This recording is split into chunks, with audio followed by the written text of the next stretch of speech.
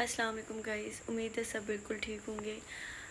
इस वीडियो में मैं आप सब लोगों से माफ़ी मांगना चाहती हूँ। कुछ ऐसी बातें, ऐसी चीज़ें जो मैं जिसकी अभी हिम्मत नहीं है करने की। सो मुझे लगा कि इसके ऊपर बात करनी चाहिए। फ़र्स्ट ऑफ़ ऑल तो मैं इस बात के लिए सॉरी कहना चाहती हूँ कि अभी रिसेंटली मेरी लाइफ में बहुत कुछ हुआ और बहुत सारे ऐसे लोग हैं, I am not the only one. हज़ारों लोग हमारी सराउंडिंग में हैं जो कि कहीं ना कहीं किसी न किसी बहुत बड़ी तकलीफ़ से गुजर रहे होते हैं। तो अल्लाह ताला जब तकलीफ़ देता है तो फिर आसानियाँ भी पैदा करता ही है। टाइम हमेशा एक सा नहीं रहता, अच्छा भी आता है। बाकी मैंने कुछ एक आध वीडियोस लगाई थी अपनी फैमिली के बारे में, अपनी मम्मा के बारे में, और उसमें मुझे बहुत सारे कमेंट्स मिले और कुछ कमेंट्स मैंने पढ़े फर्स्ट एक दो दिन और फिर हिम्मत ख़त्म हो जाती थी, मैं नहीं पढ़ पाती थी। मैंने मैंने वो वीडियो बनाई, क्यों बनाई मैं आपको बताना चाहती हूँ। मैं इसके ऊपर बात नहीं करना चाहती थी क्योंकि हर इंसान की अपनी पर्सनल लाइफ होती है, तकलीफ़ें होती है, दर्द होती है, लेकिन आपको छुपाना होता है। आपको किसी के सामने रोना नहीं होता, आप नहीं रो सकते हो। हुआ कुछ ये था कि मम्मा के बाद ना हालात कुछ ऐसे थे कि कुछ समझ नहीं आता था। कभी कभी इतनी ज़्यादा अंदर ऐसी कोई चीज़ बढ़ जाती थी कि ऐसा लगता था कि ऐसा लगता था कोई हो जिससे आप बात कर सको, जिससे आप बता सको, जिससे आप लाइक आपके दिल में इतना गुबार जो है वो आप निकाल दो, आप बात करो। और ऐसा हुआ। मैं ढूंढ रही थी, मेरी फ्रेंड्स ने मुझे कॉल किया और मैंने रोने के अलावा कुछ नहीं किया। मैं उनसे बात हुई नहीं, मैं कर ही नहीं पाई। एक दो फ्रेंड्स हमारे घर आई, गांव आई, तो वो बैठी रही और मैंने उस दिन फील किया कि मुझे बड़ा अंदर से ना सही लगा। मैंने जब उससे बहुत सारी बातें बताई, मैंने बताया कि किस तरह से बैड लक थी मेरी, कितनी मैं मजबूर हो गई हूँ, क्या चीज़ें हुई हैं। और उसके बाद मुझे ना थोड़ा सा एक होता है ना कि इंसान अपने दिल की बातें निकाल लेता है ना, तो सुकून मिल जाता है। तो अब मेरे पास दो ही तरीके हैं, या तो मैं बहुत ज़्यादा रो लेती हूँ रात को, तो उससे भी ना कहीं जब आप बहुत मिस करते हो ना किसी को, जैसे मैं अपनी मम्मा को बहुत ज़्यादा, मैं रोऊंगी नहीं, बहुत ज़्यादा मिस करती हूँ, तो फिर मुझे ना मैं बहुत ज़्यादा परेशान रहने लग जाती हूँ।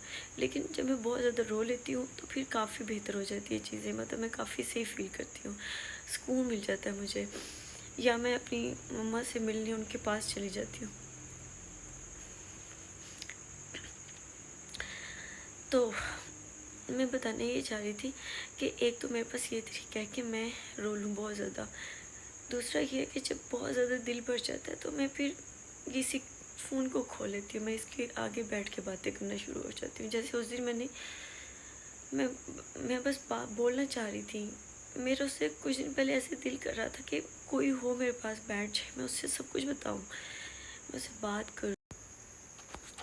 तो फिर ऐसा हुआ कि मैंने इस पे बात की और काफ़ी सही लगा मुझे। और फिर आप लोगों के कमेंट्स से, बहुत अच्छे कमेंट्स से, और थैंक यू सो मच, आप लोगों ने इतना ज़्यादा साथ दिया। और आपसे रिक्वेस्ट है कि मैं मम्मा के लिए प्लीज़ दुआ ज़रूर कीजिएगा। हाँ, कुछ लोग कुछ भी बोलते हैं, लेकिन मैं हिम्मत नहीं कर पाती हूँ कि मैं कमेंट सेक्शन भी खोल लूँ, क्योंकि मैंने इसके ऊपर बात की, अपनी फीलिंग्स, अपनी ये सब चीज़ें, क्योंकि बहुत सारे लोग ना बहुत कुछ भी बात करने लग जाते हैं आपके बारे में कि क्या हुआ, कैसे हुआ, क्यों हुआ।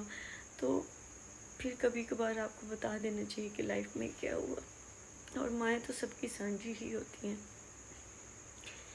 एंड मैं बहुत थैंक यू बोलना चाहती हूँ, आप लोगों ने इतनी ज़्यादा सपोर्ट दी मुझे। और मुझे अच्छा लगा। और एक और रीज़न जो मैं आपको बताना चाहती हूँ कि मैं यहाँ पे क्यों हूँ उस कैमरे के सामने। कुछ टाइम से मैं बहुत ज़्यादा डिस्टर्ब हूँ। मतलब मैं बहुत स्ट्रॉन्ग लड़की थी, मैं बहुत डिफ़िकल्ट कंडीशन में भी नहीं होती थी। बहुत ऐसे इवेंट्स आते थे कि इंसान बहुत बेबस हो जाता है, लेकिन मैं सब्र कर लेती थी। कभी मैं इस तरह से नहीं थी, लेकिन फिर कुछ मोमेंट्स ऐसे होते हैं जो कि आप कमज़ोर हो जाते हो, आपके पास कोई चारा नहीं होता। सो ये टाइम ऐसा है कि मैं काफ़ी चीज़ों को लेके एकदम से परेशान हो जाती हूँ। मैं बहुत ज़्यादा डरने लग जाती हूँ। तो मुझे ऐसे लगा, और मैं बाहर कहीं जाना नहीं चाहती, मैं जॉब नहीं करना चाहती हूँ, मैं काम नहीं करना चाहती हूँ। तो मुझे लगा कि मैं कुछ ना कुछ एक्टिविटी कर लूँ। इसमें ये है कि मैं फ़ोन पे ठीक है घर को थोड़ा साफ़ कर लेती हूँ, कोई ना कोई काम कर लिया, कुकिंग कर ली, इस तरह की। तो इस तरह से मुझे एक एक्टिविटी मिल जाती है और मैं इससे काफ़ी जो है वो अच्छा फ़ील करती हूँ। और आप लोगों की सपोर्ट को देख के भी मुझे थोड़ी और मोटिवेशन मिलती है, और मुझे लगता है कि वक्त के साथ सब सही हो जाएगा। मैं ही नहीं हूँ अकेली, मेरे साथ कितने सारे लोग हैं जिनकी लाइफ में पता नहीं क्या क्या कुछ बीत रहा है। वो लोग जो हॉस्पिटल में हैं, वो लोग जो जो बहुत मुश्किल में है। मतलब कितनी मुश्किलें इस दुनिया में, तो वो सब चीज़ें तो कुछ भी नहीं है। मतलब ये दुनिया है, आपको सब्र करना ही होता है। इवन अभी मैं अपने बाबा के साथ हॉस्पिटल गई थी, तो तब भी हम लोग देख रहे थे वहाँ पे इतने सारे पेशेंट और इतनी सारी चीज़ें। इतना मतलब ये चीज़ें देख के ऐसे लगता है कि आपकी तकलीफ़ तो शायद बहुत छोटी है, और वक्त के साथ सब सही हो जाता है, वक्त हील करता है। और ऑब्वियसली कुछ चीज़ों की कमी कभी ज़िंदगी भर में पूरी नहीं हो सकती, लेकिन ये ज़िंदगी ऐसे ही है। आपको हर वक्त खुद को प्रिपेयर रखना चाहिए। कभी भी, कहीं भी, किसी भी मोमेंट ज़िंदगी आपको कहीं पे भी लेके जा सकती है। बस हमेशा अल्लाह ताला का शुक्र अदा करना चाहिए, और बस दुआ करते रहना चाहिए कि अल्लाह ताला से तंदुरुस्ती वाली ज़िंदगी दे, बुरे वक्त से बचाए, और बस अपने हिफ्ज़ अमान में रखें। बाकी थैंक यू सो मच इतना सपोर्ट करने के लिए अगेन। और I am really very very sorry कि मैं उस पर रिप्लाई नहीं कर पा रही हूँ। मैंने बहुत सारे कमेंट्स पढ़े हैं, लेकिन हिम्मत नहीं होती, अभी तो नहीं होती, मे भी कुछ टाइम के बाद मैं उस चीज़ के ऊपर जाऊँ और उस चीज़ को देखूँ। बाकी इंशाल्लाह आपसे मिलती हूँ नेक्स्ट वीडियो में। अपना ख्याल रखिएगा, दुआ में ज़रूर याद रखिएगा। आज हमारे घर में सारे रिलेटिव्स आए हुए थे, मेरी फूफो, मेरे मामू और उनके बच्चे और कज़न्स सब आए हुए थे। बस पहले कभी हमेशा यही होता था कि यार टाइम नहीं है, आएंगे चक्कर लगाएंगे, टाइम निकालेंगे, ये वो। अब देखें सब चीज़ें एक साइड पे होकर टाइम भी निकल रहा है, चक्कर भी लगा रहे हैं, आ भी रहे हैं। और मुझे याद है मम्मा ना डेथ से कुछ दिन पहले की बात है, हम ना मैं अम्मी अब्बू हम तीनों चूल्हे के पास बैठे हुए थे। तो अम्मी खाना बना रही थी, तो अब्बू खाना खा रहे थे, मैं पास बैठी हुई थी।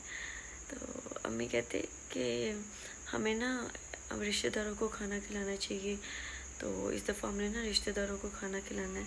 अब्बू ना हंसने लग गए। अब्बू कहते आपके रिश्तेदार जो है वो उनको लगता है वो मतलब कि अच्छे खासे हैं, तो वो इसमें उनको हम गरीबों को खिला देंगे। तो कहती नहीं नहीं, ये ना रिश्तेदारों को भी खिलाना चाहिए, गरीबों को तो हम खिलाते हैं, हम बनाते हैं, लेकिन रिश्तेदारों को भी खिलाना चाहिए। तो बड़ा सीरियस हो गई, बहुत ज़्यादा सीरियस हो गई। तो मैं और अब्बू हम हंस रहे, तो अब्बू कहते नहीं नहीं हम बना लेंगे, हम सबको इनवाइट करेंगे और अच्छा भी लगता है, मतलब सारी फैमिली इकट्ठी हो मज़ा आता है। तो मैं कहती हाँ हम ज़रूर करेंगे। तो मतलब ऐसी ऐसी बातें, ऐसी ऐसी चीज़ें कि आप शौक हो जाते हो कि क्यों, कैसे ये बात क्यों कह दी उसने, क्या उसको पता था ये सब चीज़ें। और इसके अलावा मेरी ना मम्मा के पास ज़्यादा पैसे नहीं होते थे, वो भी नहीं रखती थी। मेरे मामा पापा दोनों की नेचर है कि वो अपने पास पैसे नहीं रखते हैं। मेरी मम्मा के पास बस इतने होते हैं कि सब्ज़ी ले लें, वो हमारे घर के बाहर डेली आते हैं सब्ज़ी वाले, तो उनसे वो सब्ज़ी कुछ ना कुछ ले लेती हैं, या मोस्टली हम अपनी खेतों से ले आते हैं सब्ज़ी। तो उनका ना वॉलेट एक था, मेरी बाजी जो है ना, उन्होंने अपना पुराना वॉलेट जो वो यूज़ नहीं करते थे अम्मी को दे दिया। अम्मी कहती मैं तो यूज़ ही नहीं करती हूँ, तो बाजी कहती नहीं फिर भी आप रख लो, कभी ना कभी कहीं जाना होता है। अम्मी कहती मैं कभी जाऊँ तो मतलब बेटों के साथ ही जाती हूँ या अब्बू के साथ जाती हूँ, तो मुझे पैसे रखने की ज़रूरत नहीं पड़ती। बट स्टिल मेरी बाजी ने ना वो वॉलेट रख दिया। अब मेरी मम्मा ने क्या किया कि उस वॉलेट के अंदर ना कोई 100 200 300 रुपये पड़ा होता था, और किचन में ही चूँकि वो ज़्यादा होती थी, किचन की एक कैब जो अलमारी है ना उसकी साइड पे उन्होंने रखा होता था। एक दिन मैं घर गई तो मैंने ना वॉलेट खोला, उसमें हरी मिर्च पड़ी हुई। मैंने कहा मम्मा जन्नी इसमें हरी मिर्च किसने रख दी है? तो मुझे कहती कि ये ना हरी मिर्च नहीं निकालना। मैंने कहा क्यों, क्या हुआ है? कहती इसके ऊपर मैंने ना पड़ा हुआ है, मतलब कुरान पाक की कुछ तिलावत वगैरह करके इसको मैंने रखा हुआ है, इससे बरकत होती है। मैंने कहा मम्मा जानी ये आपको किसने बताया? तो कहती कि मैंने ना देखा है कि मैंने इस पर कुछ सूरतें वगैरह बता रहे थे, मैंने वो पढ़ी हैं, पढ़ के तो उस लिए रखा है, तो ये जब बैग में रखेंगे तो पैसों की कमी नहीं होगी। तो मुझे इतनी हंसी आई। मैंने कहा मम्मा जानी इससे कुछ भी नहीं होता है। लेकिन मुझे इतना मतलब प्यार आया कि मेरी मम्मा कितनी इनोसेंट है, कितनी प्यारी हैं।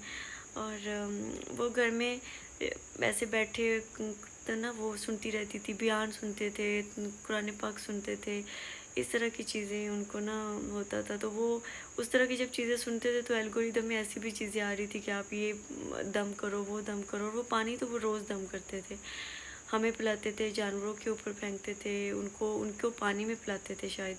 तो इस तरह से ना वो बहुत ज़्यादा करते थे। तो मुझे इतनी अपनी मम्मा की मासूमियत पे प्यार आया उस दिन कि मैं क्या बताऊँ।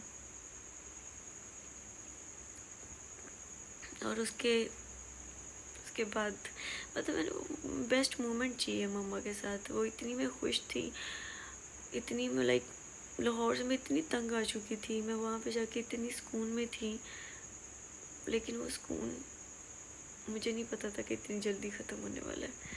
बाकी अल्लाह ताला बेहतर करने वाला है, बस दुआ कर सकते हैं। अल्लाह ताला मेरी मम्मा जानी को बहुत बहुत बहुत बहुत ज़्यादा सुकून दे।